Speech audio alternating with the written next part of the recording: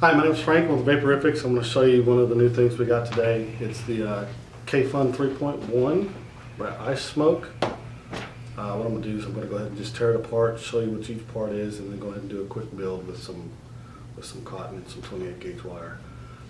Comes in a nice little display box. Very good instruction manual. Got each little compartment for spare parts, some wick, and then the actual Kayfun comes in the box itself. Tearing it apart, you've got many different pieces. You've got your mouthpiece, the top cap, your tank section that actually comes apart into 3 sections. Which will be the top, the bottom, and then your little glass piece. It does come with the stainless steel piece so that you can make it all stainless, or you can use the glass piece so you can see your liquid level. I like using the glass piece myself, that way I know how much liquid I have inside. After you take all that off, you're left with your chimney. You got your top cap from the chimney and a little chimney cylinder, and then you're left with the very top part. You have your positive and negative connection, and in your air hole, it's got an air hole drilled out here, and then an airflow control screw on the side. It also has a filling hole, and it comes with a special bottle that actually fits into the filling hole, so you can fill your tank. You can fill it that way, you can fill it from the top. I find it easier just to fill from the top. As with all my builds, I always use an ohm meter so I know what the resistance I'm building to. I'll set it on there, and we'll go ahead and start with the build. So I've got a small piece of 28 gauge wire. I'm going to wrap it around a 30 seconds drill bit to get my coil. And just like building all rebuildable atomizers, do a nice small wrap. I'm probably going to do just about 4, 5, 6. I'm going to do a 6-5, which everybody knows it's 6 coils on top, 5 coils on bottom. With the Kayfun light, you don't have your tails going in the same direction. You'll actually make like a cross with the tail section. Pull nice and tight. And then we'll go to lay it on the actual atom. Let me trim this off back here. It's a little long. It makes it difficult to work with. And I'll lay my coil down on my screws. Let me back those out so I have enough room to wrap the wires through. It's a really easy atomizer to build. I mean, it's not real hard to build. I've been using one for quite a while and I absolutely love it. What you do is once you lay your coil inside of your atomizer head, you're going to wrap your wires around the screws and then tighten them down. And it's kind of like working with small things. It's kind of hard. But the more you do it, the easier it becomes. So it may feel a little overwhelming at first, but afterwards it's not that bad. So pull that one through. I'm going to wrap this wire around the screw. Right in there. Pull them straight across. I like to leave my drill bit or whatever piece I'm using to wrap it. I like to leave it in the coil so that it kind of helps hold the form as I do all the little wrapping and whatnots. Once we got it in there, we can go ahead and tighten our screws down. Pull the drill bit out.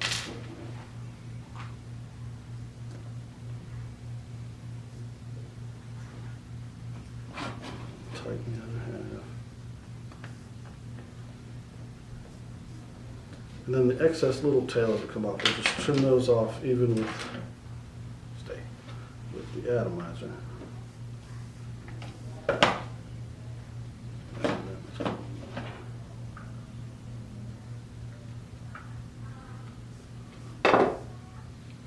can turn on our ohm meter, see what the resistance is. We're at a 0.64, so that's good. It's not too hot, not too cold.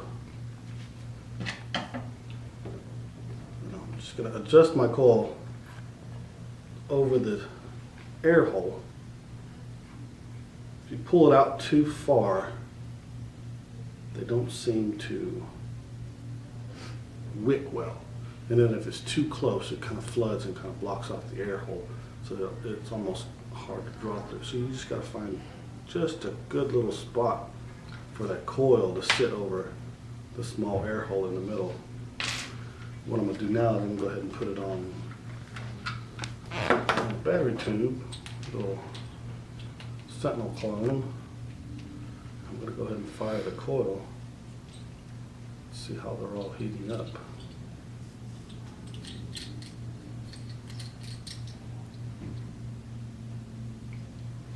Then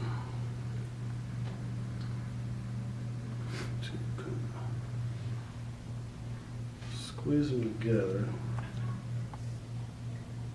Normally I use tweezers for this instead of these, but I don't have them with me. But I'm going to squeeze my coils together so that they heat up evenly and from the middle out.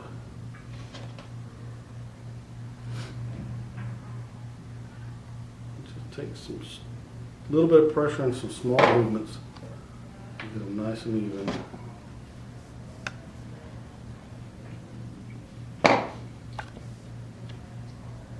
That looks pretty good. You want the glow to start in the middle of your coil set. You move through from the center out to a nice even glow. Then I've got a little piece of cotton that I've already pre-cut. I'm actually going to trim some more off of it. I usually use about a 2-inch piece. I'll trim about a third off of that.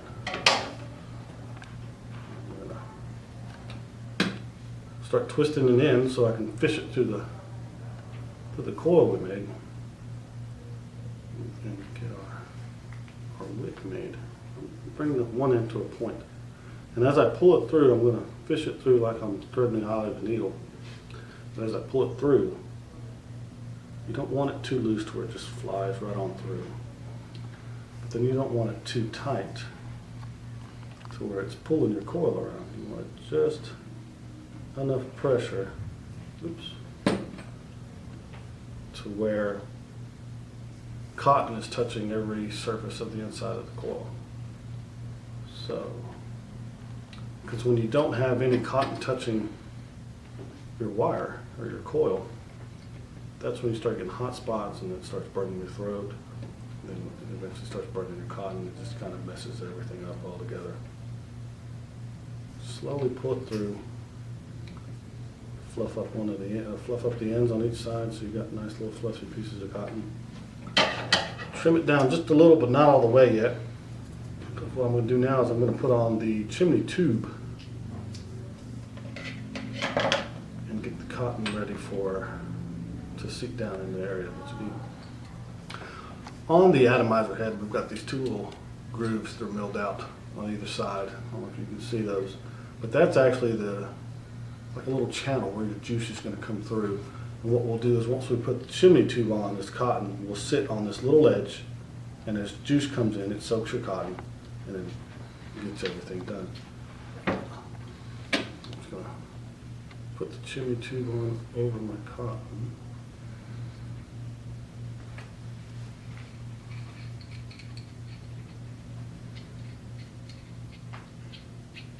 Screw it on nice and tight.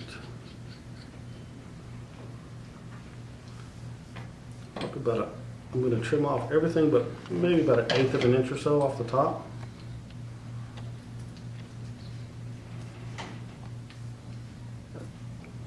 Probably a little short. Then what I'm going to do is I'm going to take this cotton and I'm going to tuck it down into the chimney tube on either side of the coil on that little ledge that I showed you where the little juice channel is milled out. And you just kind of roll it, tuck it on either side.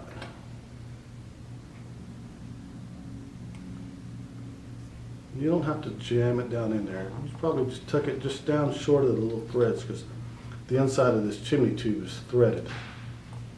And I just get it tucked right under the thread line, I guess you could say. And then give myself a channel to where when you look down in there, you can see your wire and you can see each screw head.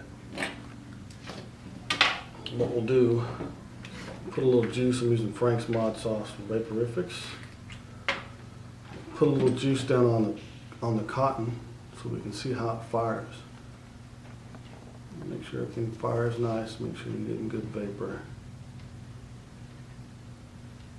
And what I'm going to look for is I'm going to look for a certain vapor signature, and it's going to make the shape of a V. And you can see how it's shooting out one side, shooting out the other side. That's what we're looking for. A nice V as you fire the knot. So now we're ready to put everything back together. Start with our chimney cap or the top.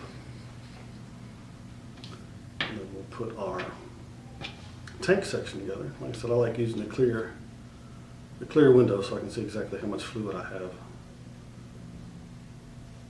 It just all screws together. You can get it started.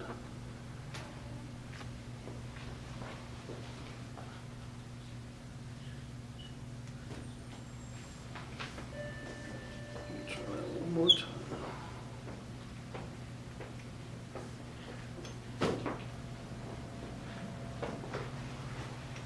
There we go. Then the tank section screws down over top, and from here we can actually fill the tank. I like doing it this way versus using the bottle that it comes with. It's just a little easier.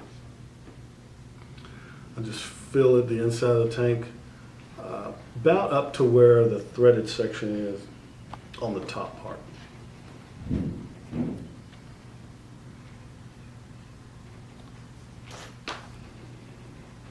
So about right there is about how tall I'll fill it. And there's two ways of putting your cap, because when you put your top cap on, it creates a vacuum. Two ways you can do it. You can screw your top cap on while blocking off the air hole, or you can get like the first couple threads started, turn the whole thing upside down, finish tightening it, and as you bring it right side up, it creates a vacuum that way. And that's normally the way I do it.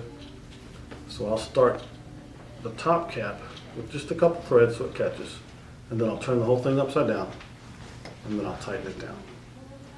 And what that does is create a vacuum so that it'll start wicking. So now we're ready to give a hit and see how it works.